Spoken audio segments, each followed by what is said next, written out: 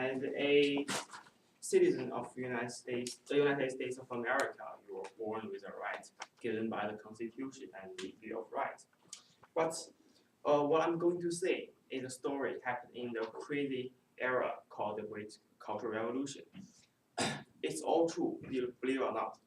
So, 1966 to 1976.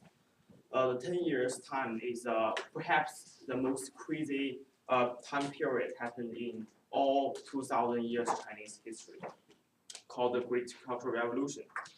But I'm not going to talk about how this form and judge it. What I'm going to say is just a personal story happened during that time. This is the story about my grandmother's cousin. His name is Liang.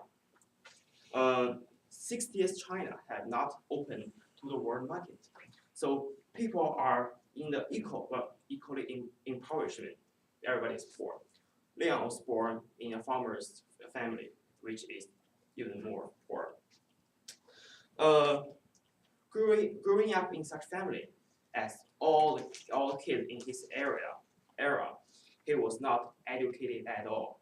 The only book he could access is the quotation of Chairman Mao, which also is known as the Little Red Book. Well, I'm not saying that Chairman Mao's quote is radical. I'm not saying that. But there did had a lot of radical misinterpretation of his words, like the capitalism is evil and all old cultural items and social classes will be destroyed by people's iron fists, so etc. Like North Korean. So, influenced by such extreme ideology, Liang he participated in an extreme organization called the Red Guards. It basically is just a bunch of young men weaponized with wooden stick and farm tools. What they do is just intrude into someone's houses and searching for anything that they thought is old and anti-communism.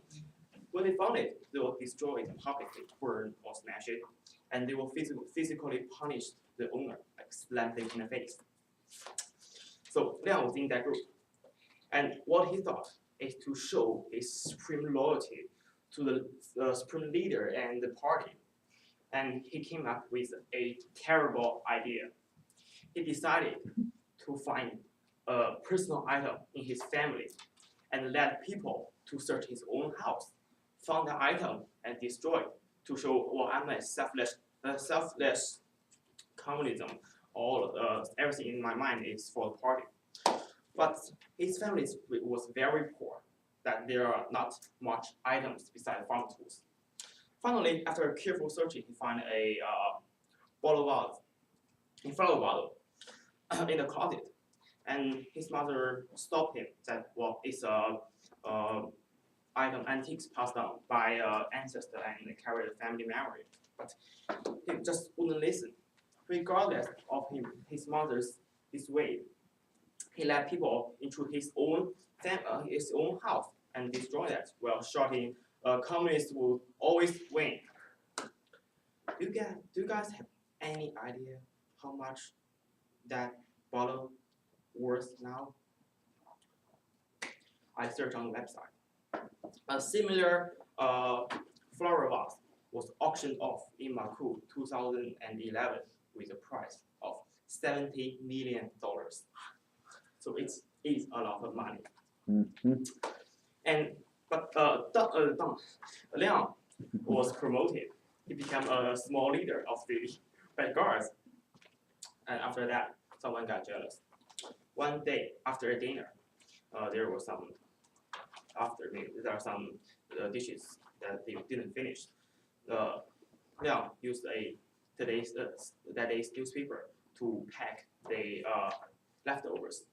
And there was a little picture of Chairman Mao on that newspaper. Somebody saw it, but he didn't stop there.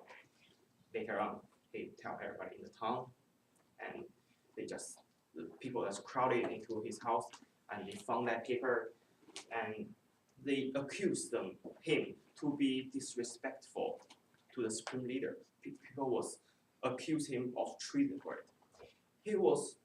His clothes was taken off, and he was forced to parade on the main street of the city. So Liang was beaten down.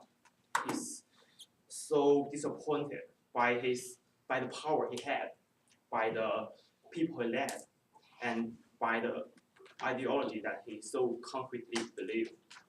So what do you guys think after hearing his life story? Is Liang a bad guy? Well, he is now just a pathetic young old man. Nobody would like to listen to his stories. And all his glorious time was now a scar of the nation's history, a shame of many Chinese people. We just don't want to mention it anymore. But is he really evil?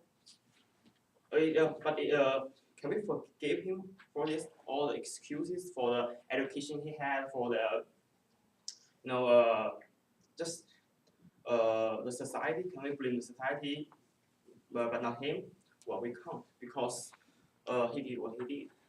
All the victims, all the scars of the victim he hurt will not just fade away because of all the excuses. So I want to, what I'm going to say is, we cannot judge history by simply right or wrong. History is just history. Its story happened in the past after all. It's not, they are not thinking what we think now. Thank you. Okay.